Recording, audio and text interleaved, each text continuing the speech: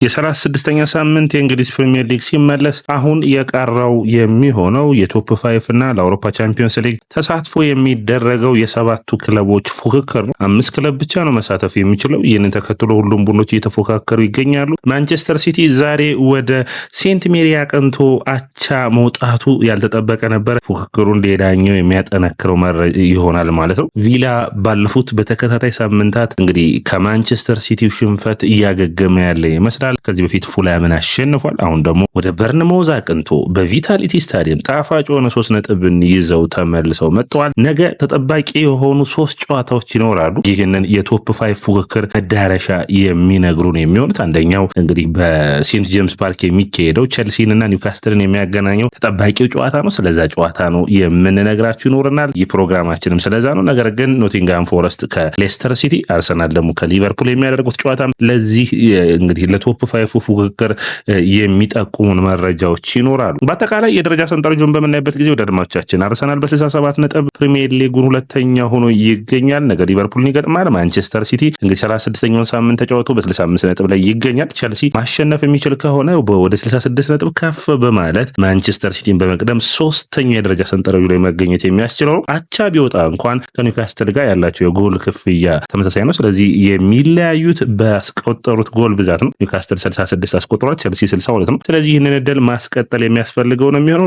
በተለይ የኖቲንግሃም ፎረስት በጣም ርቆ ያለውና 7ኛ ያለው ስለሆነ ኖቲንግሃም ፎረስት ሌስተር ሲቲ የሚያሸንፍ ከሆነ 61 ነጥብ ላይ ይገኛል። ወደ ላይ ከፍ የማለት እድል ይኖረዋል። አስቶን ቪላ 63 ነጥብ ላይ ነው የሚገኘው። ስለዚህ ተጠባቂ የሚሆነው አስቶን ቪላ በቀጣይ ማንቸስተር ዩናይትድ እና እንዲሁም ደግሞ ቶተናም ነው የሚቀሩት። ኖቲንግሃም ፎረስት፣ ዌስትሃም እና ቸልሲ ነው የሚቀሩት ከሌስተር ሲቲ በመቀጠል። ቸልሲ የሚቀሩት 3ቱን ጨዋታዎች ቢያንስ 2ቱን ካሸነፈ አሁን ባለው የደረጃ ሰንጠረዡ ላይ በቀጥታ መሳተፍ የሚያስችለው ይመስለኛል። ኒውካስትል ከአርሰናል ጋር እንዲሁም ከቸልሲ ጋር የሚቀረው ጨዋታዎች ይኖራሉ። ማንቸስተር ሲቲ ተጠባቂ የሆኑ 2 ጨዋታዎች ይኖሩታል። በተለይ ጠንካራ የሆኑ ናቸው። የማንቸስተር ሲቲ በዛሬ ያመለጠው ድል የማይተካ ይመስለኛል። አንደኛው እንግዲህ የሚገጥማቸውን ቡድኖች ካያችሁ ከዚህ በኋላ ፉላምንና በርንማውዝን ነው የሚያስተናግደው። ፉላምን ከሜዳው ውጭ በርንማውዝን በሜዳው ነው። ጠንካራ ጨዋታዎች ይጠብቁታል። ወደ ዛሬው ጨዋታ ግን በትኩረት እንይና ያው ይህንን ቀድሜ የነገርኳችሁ እነዚህ መረጃዎች ያደረስኳችሁ አፍተሮል የሁሉ ነገር ምንጩ የነገው ጨዋታ እንዲጠበቅ የሚያደርገው የቶፕ 5 ፉክክሩ ነው። ኒውካስትል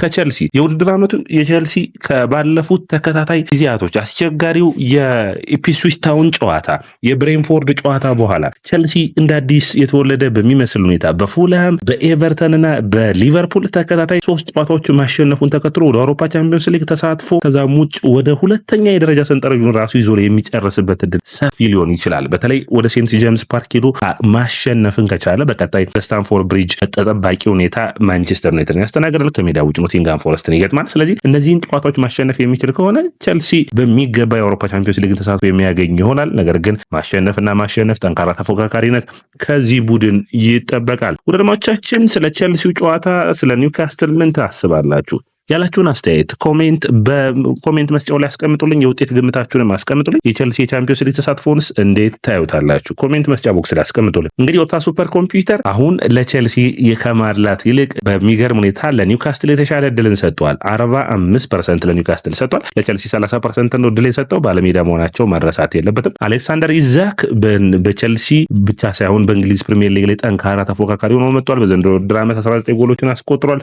15ቱ ደግሞ ፔናልቲ ውጭ የተገኙ ናቸው። ስለዚህ 4 ፔናልቲ ብቻ ነው ያስቆጠረው። ምን ያክል ጠንካራ ጎል አስቆጣሪ እንደሆነ ነው። አሌክሳንደር ኢዛክን ማቆም የሚችሉ ከሆነ ቸልሲዎች ኒውካስትልን ማቆም የመቻል እድላቸው ሰፊ ነው የሚሆነው። ስለዚህ ያንን በሚገባ ተከላካዮቹ መስራት የሚጠበቅባቸው ነው የሚሆነው። ቸልሲ እና ኒውካስትል እንግዲህ ሲገናኙ ሁለቱም ከተለያየ አይነት ብቃት ነው የሚገናኙት። ኒውካስትል በተከታታይ ድሎችን ሲያመጣ ቆይቶ ካለፉት ሳምንታቶች ያጋጠሙት በተለይ በአስቶን ቪላ የተሸነፈበት የ4-1 ውጤት፣ የባለፈው ሳምንት ደግሞ በብራይተን አቻ የወጣበት ትንሽ አስቸጋሪ አድርጎበታል። ነገር ግን ቸልሲ በኒውካስትል ማሸነፍ በጣም ከሚቀሉት ቡድኖች ውስጥ አንዱ ነው። ቸልሲ በፕሪሚየር ሊጉ ብዙ ጊዜ ያሸነፋቸው አንደኛው ቶተናም ነው፣ ሁለተኛው ዌስትሃም ነው፣ ሶስተኛው ደግሞ ኒውካስትል ነው። እንግዲህ ቶተናም 37 ጨዋታዎችን ማሸነፍ ችሏል። ዌስትሃምን 32 ጊዜ፣ ከዛ ውጭ ኒውካስትልን 31 ጊዜ ማሸነፍ ችሏል። ስለዚህ በአጠቃላይ ጠንካራ ቡድን ነው ኒውካስትልን በማሸነፍ ብዙ ጊዜ። ባለፈው ሳምንት እንግዲህ ከሜዳቸው ውጭ ወደ ብራይተን አቅንተው 1-1 በድለኝነት ነው ኒውካስትል ይዘው የወጡት። ያንን ጨዋታ በጣም ብዙ አወዛጋቢ ነበር። ያኮቭ ሚንታ ለብራይተን ጎልን አስቆጥሮ ነበር። አሌክሳንደር ኢዛክ ለኒውካስትል አስቆጥሮ ባቻ ውጤት ተጠናቋል። በጣም አስፈላጊ የሆነ ነጥብ ነበር። ቸልሲ ባለፈው ሳምንት አስደሳች በነበረው የስታንፎርድ ብሪጅ ጨዋታ ሊቨርፑል 3-1 ማሸነፍ ችሎ ነበር። በጨዋታው ላይ የፓልመር ኤንዞ ፈርናንዴዝ እና ጀራርድ ኳንሳ ራሳቸው ላይ ያስቆጠሩበት ነበር።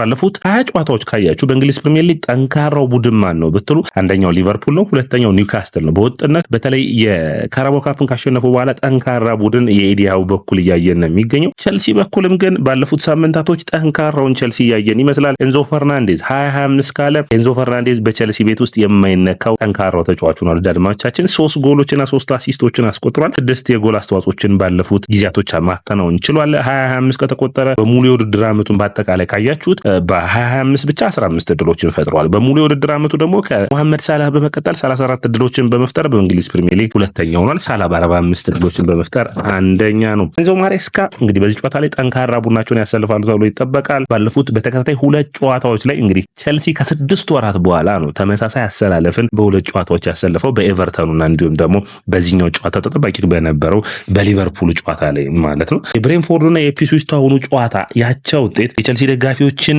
ልብ የቆረጠ በጣም ያበሸቀ ጨዋታ እንደነበር የምታስታውስ ነው። ወደ ብሬንፎርድ አቅንተው 0-0 የኢፕስዊች ታውኑ ከ2-0 መመራት ሁለታቸው ወጡበት። ነገር ግን ከዛ በኋላ የፉልሃሙ የታይሪክ ጆርጅ ጎሎች፣ የኤቨርተኑ አስደናቂው የኒኮላስ ጃክሰን ጎል፣ የባለፈው ሳምንት የኤንዞ ፈርናንዴዝና የኮል ፓልመር ፍጹም ቅጣት ምትና በፍጥነት ጨዋታውን ጀምሮ ያስቆጠሩበት መንገድ በጣም ቸልሲን ውጤታማ ያደርገዋል። በቸልሲ ስብስብ ውስጥ እንግዲህ ሚካኤል ሙሬ፣ ክሪስቶፈር ንኩኩና ዌስሊ ፎፋና የማይኖሩ ይሆናል። በኒውካስትል በኩል ፋቢያን ሸርና ኬረን ትሪፔ የመድረስ እድል ሊኖራቸው ይችላል፣ ነገር ግን ላይደርሱም ይችላሉ። ጆሊንግተንና ሊዮሳል ግን በዚህ ስብስብ ውስጥ የማይኖሩ ይሆናል። ባለፉት 11 የፕሪሚየር ሊግ ወደ ሴንት ጄምስ ፓርክ ካቀና በኋላ ቸልሲ 7 ጊዜ ተሸንፏል። ከዛ ውጭ አንዴ አቻ ወጥቷል። 3 ብቻ ነው ማሸነፍ የቻለው። ስለዚህ ሴንት ጄምስ ፓርክ ለቸልሲ ከሚከብዱት ስታዲየሞች ውስጥ አንዱ ነው። በውድድር ዓመቱ መጀመሪያ ወቅት የነበራቸው ውጤት የስታንፎርድ ብሪጅ ውጤት የኒኮላስ ጃክሰን ጎል የምታስታውሱት በጣም ጥሩ ቸልሲን ካየንባቸው ጨዋታዎች ውስጥ አንዱ የነበረ፣ ነገር ግን በሳምንቱ አጋማሽ ደግሞ በካራባኦ ካፕ ወደ ሴንት ጄምስ ፓርክ አቅንተው 2-0 የተሸነፉበት ጨዋታ የሚታወሰው። ስለዚህ በርስ በርስ 2 ጊዜ ተገናኝተዋል በውድድር ዓመቱ። አንዴ ኒውካስትል አሸንፏል፣ አንዴ ደግሞ ቸልሲ ማሸነፍ ችሏል። ስለዚህ በሚገባ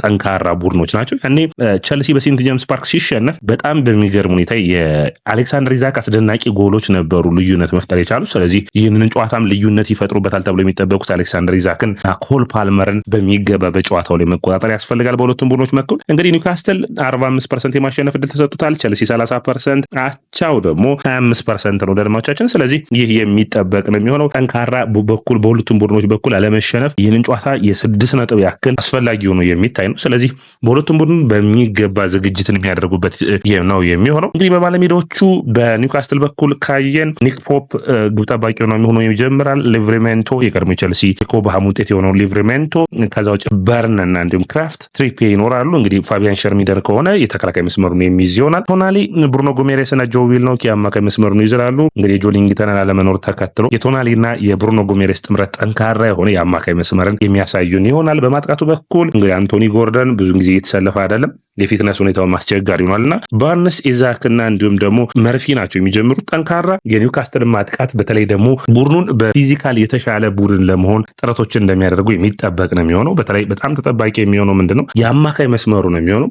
በኒውካስትል በጣም ቸልሲዎች እንደ እይታ ማየት የሚጠበቅባቸው የሚመስለኝ የአስቶን ቪላውን ጨዋታ ነው። አስቶን ቪላ ኒውካስትልን ያሸነፈበት መንገድ ምንድን ነው ብትሉኝ ሰከንድ ቦል በጣም ያሸንፉ ነበር። ሁለተኛ ኳስ ከአየር ላይ ኳሶችን የአማካይ መስመሩን የአንድ ላንድ በተለይ ጋስፔሪኒውን አትላንታ የሚያስታውስ የኤዲያው ኒውካስትል 1-1 ነው ፕረስ የሚያደርገው። ስለዚህ ያንን በጥንቃቄ ከፕረስ መውጣትና ወደፊት በፍጥነት በመልሶ ማጥቃት ኒውካስትልን ማግኘት የሚቻል ነው። ያንን ማድረግ የሚችል ከሆነ ቸልሲ የተሻለ ይሆናል ብዬ አስባለሁ። በቸልሲ በኩል እንግዲህ የባለፈው አሰላለፍ ይደገማል ተብሎ ይጠበቃል። ሳንቼዝ በግብ ጠባቂነት የሚመራ ይሆናል። ኩኩሬላ፣ ኮልዌል፣ ቻሎባህና ካይሴዶ በተከላካይ መስመሩ የካይሴዶና የላቪያ በኢንቨርትድ ዊንገርነት የመሃል አማካኙን የሚይዝ ይሆናል። ኤንዞ ፈርናንዴዝና ፓልመር ሁለቱ የአማካይ መስመር የሚሆን ይሆናል። ማዲዌኬ የግራ መስመሩን ይይዛል። በደንብ ድሪብል እያደረገ ነው። የተሻለ ብቃቱን በሴንት ጄምስ ፓርክ ስታዲየም የምናይ ይሆናል። ኒኮላስ ጃክሰንና ኔቶ የማጥቃት መስመሩን የሚመሩት ይሆናል። ቸልሲ ይህንን የ6 ነጥብ ጨዋታ ማሸነፍ ግድ ይለዋል። ያለበለዚያ ግን አቻ መውጣት አለመሸነፍ የሚያስፈልግ ይመስለኛል። ምክንያቱም ሌሎች እድሎች እድሎችን ለማስፋት መቻል አትሊስት ይህንን አቻ ቢወጣ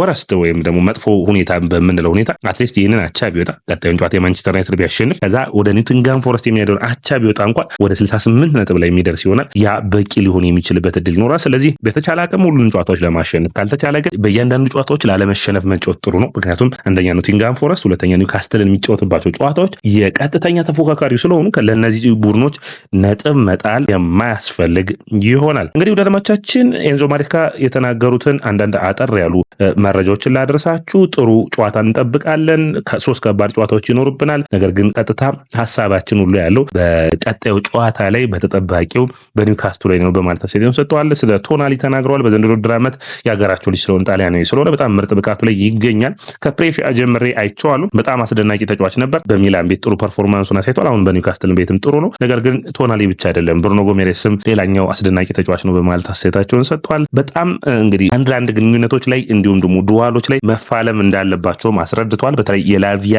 የካይሴዶ የኤንዞ ፈርናንዴዝ የአማካይ መስመር ላይ የተሻለ የአንድ ለአንድ ብልጫዎችን መውሰድ የሚጠበቅባቸው ይሆናል። ጠንካራ አሰልጣኝ ያላቸው ያንን ተከትሎ ጠንካራ ቡድንን የምንጠብቅ ነው የሚሆነው በማለት አስተያየታቸውን ሰጥተዋል። እንግዲህ ይህንን ቡድን በጥንካሬው እንዲቀጥል አደርጋለሁ በማለት አስተያየታቸውን ሰጥተዋል። ሰላም ወደ አድማጮቻችን የስፖርት ነው። ላይክ፣ ሼር፣ ኮሜንት ሰብስክራይብ ማድረጋችሁን አትርሱ። የእናንተ ላይክ፣ ሼር፣ ኮሜንት ሰብስክራይብ ብዙዎቹ ጋር እንድንደርስ ያግዘናል። የውጤት ግምታችሁን አስቀምጡልን።